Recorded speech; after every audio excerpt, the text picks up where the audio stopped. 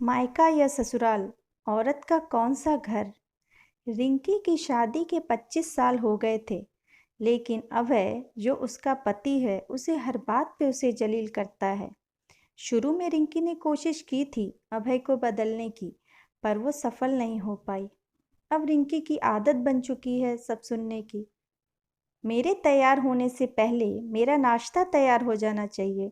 तुम्हें कितनी बार बताया है, शादी के इतने सालों बाद भी मुझे बार बार एक ही बात क्यों बतानी पड़ती है रिंकी?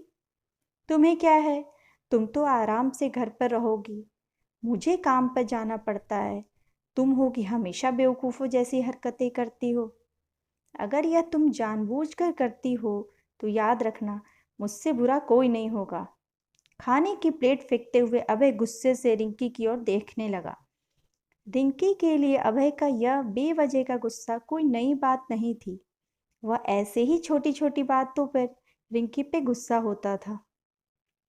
पहले रिंकी उसका विरोध करती थी, लेकिन जब कई सालों तक अभय में कोई बदलाव नहीं दिखा तो रिंकी ने खुद को ही बदलने का निश्चय किया।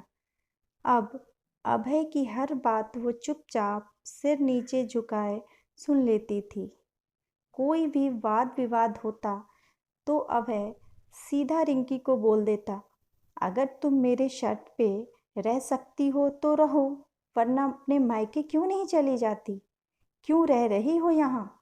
इतना सब कुछ होने के बावजूद रिंकी अभय के साथ रहती थी, क्योंकि उसे अपनी बेटी निशा की फिक्र थी।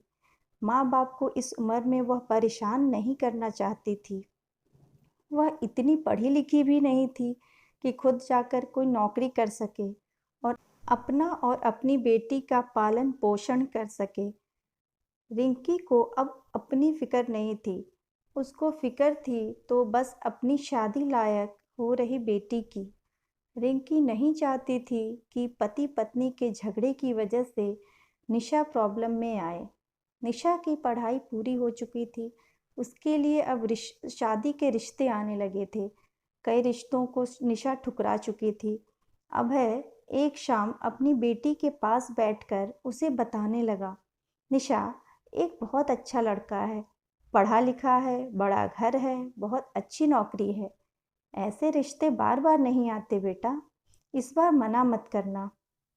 निशा अपने पिता से ज़्यादा बात नहीं करती थी, शायद डरती थी या शायद नफरत करती थी, लेकिन आज वो पूरी हिम्मत कर बोली, मुझे अभी शादी नहीं करनी है पापा, मैं नौकरी करना चाहती हूँ, खुद अपने पैरों पे खड़ी होना चाहती हूँ। हाँ, तो इसमें कौन सी बड़ी बात है? मैंने लड़के से बात की है, तुम शादी के बाद भी नौकरी कर सकती हो, वह तुम्हें नौकरी के लिए परमिशन दे देगा, अभय बोला। मेरी नौकरी करना या ना करना उसकी परमिशन पे क्यों डिपेंड रहेगा पापा? निशा ने पूछा। तुम्हें किसी भी चीज़ की कमी नहीं होगी वहाँ, ऐसे रिश्ते बार बार नहीं आते, इसे ठुकरा मत, बहुत खुश रहोगी तुम वहाँ, अभय बोला। पापा, क्या मैं उतनी ही खुश रहूंगी जितनी मम्मी इस घर में खुश है? निशा ने तंज कसते हुए कहा। आज तुम्हारी जबान कुछ ज़्यादा नहीं चल रही? अभय गुस्से से आंख बड़ी करते हुए बोला। पापा, मुझे शादी ही नहीं करनी है, क्योंकि शादी के बाद अगर वह लड़का आपके जैसा है तो मैं क्या करूँगी? मुझे आपके जैसा जीवन साथी नहीं चाहिए, जो बिना बात के मुझ पर हमेशा चिल्लाए। मुझे कुछ भी अपनी पसंद का लेना हो तो 10 बार सोचना पड़े, कहीं कि वो नाराज़ ना हो जाए। मेरी तबीयत कैसी भी हो उसे कोई परवाह ना हो। सब्जी में थोड़ा नमक तेज हो जाए तो घर सर पे उठा ले। उसकी ऑफिस का कोई पेपर ना मिले तो भी मेरा ही दोष निकाले। हर छोटी मोटी बात पर मुझे मायके जाने को कहे। निशा ने अपने दिल की सारी बातें अपने पापा से कह दी थी। अभय का गुस्सा सातवें आसमान पर था, लेकिन उसके मुंह से एक भी शब्द नहीं निकल पाया। निशा उतना ही बोलकर चुप नहीं हुई। पापा, आपने माँ के साथ हमेशा गलत व्यवहार किया है। आप अपने ऑफिस का गुस्सा बिना सोचे समझे माँ पर उतार देते हैं, कभी इस बात की परवाह भी नहीं करते कि उन्हें कैसा लगता होगा। आपकी बातें सुन सुनकर माँ ने अपना स्वाभिमान खो दिया। अभय आज पहली बार अपने किए बर्तावों को महसूस कर पा रहा था। वो इतना ही बोल पाया, जो तुम्हारा मन है वो करो। निशा ने अभय का हाथ पकड़ा और बोली, पापा, मुझे सिर्फ एक सवाल का जवाब दे दो। क्या आप चाहेंगे कि मेरा पति आपके जैसा हो?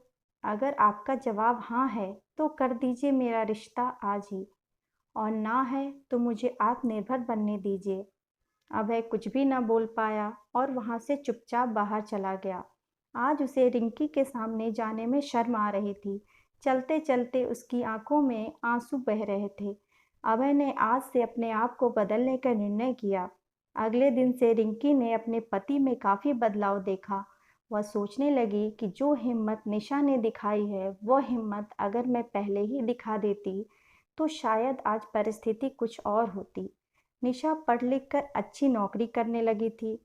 3 साल बाद उसके लिए एक अच्छा रिश्ता आया और उसकी विदाई पर अभय बोला, बेटा, तू हमेशा खुश रहेगी, क्योंकि तेरा पति तेरे बाप जैसा बिल्कुल नहीं है। अभय की यह बात सुनकर रिंकी और निशा की आंखों से आंसू बहने लगे। अगर कहानी पसंद आई हो तो please like, share and subscribe. Thank you.